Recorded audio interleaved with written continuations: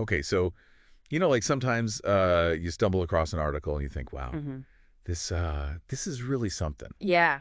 And that's kind of how I felt when I read this article that you sent me, The Burden of Max Headroom. Oh, yeah. I mean, what a title, right? Actually, Like, what is the burden of Max Headroom? yeah. What are we talking about here? Uh, So Max Headroom, for anybody who isn't familiar, was this like computer-generated character from the 80s, like a talking head, kind of glitchy and stuttery. Totally. And he was on TV. He was in like Coke commercials even. Yeah, he was everywhere. Yeah, he was this like pop culture phenomenon. Yeah. But this article is saying there's like a deeper meaning here. Oh, yeah.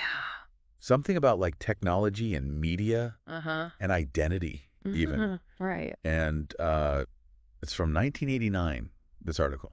Yeah, that's important. So like late 80s. Yeah. Like, can you set the scene for us a little bit? Like what was going on back then? Yeah, so like technologically, personal computers were starting to become more common, Okay. Not everybody had one. Right. But they were becoming more and more part of everyday life. And the internet was in its very, very early stages. Right. I mean, we're talking like dial-up modems. Yeah. But you could see the potential there. Okay. And cable TV was this other big thing. Okay. Like exploding with channels and content. Yeah, like suddenly there were more choices than just the 3 networks. Exactly. Yeah. So there was all this excitement about new technology, but also this kind of underlying anxiety, Okay. Like, where is this all going? Yeah. What does it mean for us? Right, like how's it going to change things? Exactly. Okay, so into that world comes Max Headroom. Right. And this article really dives into how he became this like symbol of the anxieties of that time. Like they say he embodied something. Yeah, like he wasn't just a character on a screen. He was reflecting something deeper. Okay, so let's break that down a little bit. Okay. One thing they talk about is like information overload. Yeah. Like how much information was coming at people. Yeah, and think about it, like even back then, with cable TV and more computers, people were starting to feel overwhelmed. Right. Like there was just too much to process. Right. Like before it was just the newspaper and the evening news, and that was it. And maybe a magazine or two. Yeah. But suddenly there's like 24-hour news channels and all this other stuff. So the article is saying Max Headroom, with his like glitching and the way he would like talk really fast, he like represented that feeling of being bombarded with information. Yeah, like he was a visual representation of that anxiety. Okay, so it's not just the amount of information though. No. The article also talks about who's controlling it. Right. Like corporations. Exactly. They're the ones deciding what we see and hear. And the article argues that that's part of what Max Headroom represents too. Yeah, like he was created by a corporation. He's a product of that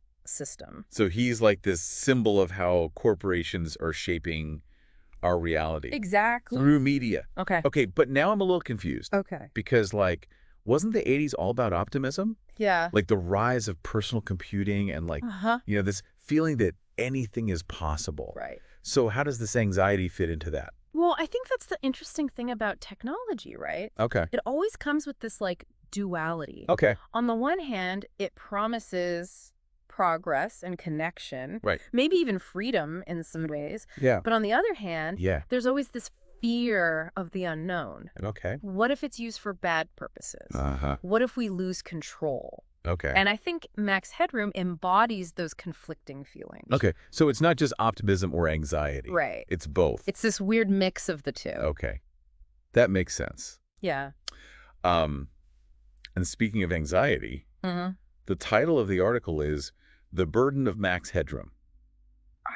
What is that burden exactly? Well, the article talks about the burden of constantly having to filter information. Okay. Like trying to figure out what's real, what's fake, and just dealing with the sheer volume of it all. Right. It's like drinking from a fire hose. Yeah, I can see that. And what's interesting is that burden, it hasn't gone away. Yeah. In fact, you could argue that it's even heavier today. Yeah, with social media. Exactly. And the 247 news cycle. Right, it's relentless. Yeah, so how does Max Headroom, this like digital character, tie into all of this? Well, the article also talks about how Max Headroom challenged our ideas about identity. Okay. Like, what does it mean to be human? Right. In an age of increasingly sophisticated technology, he was artificial, but he had personality, opinions, even a sense of humor.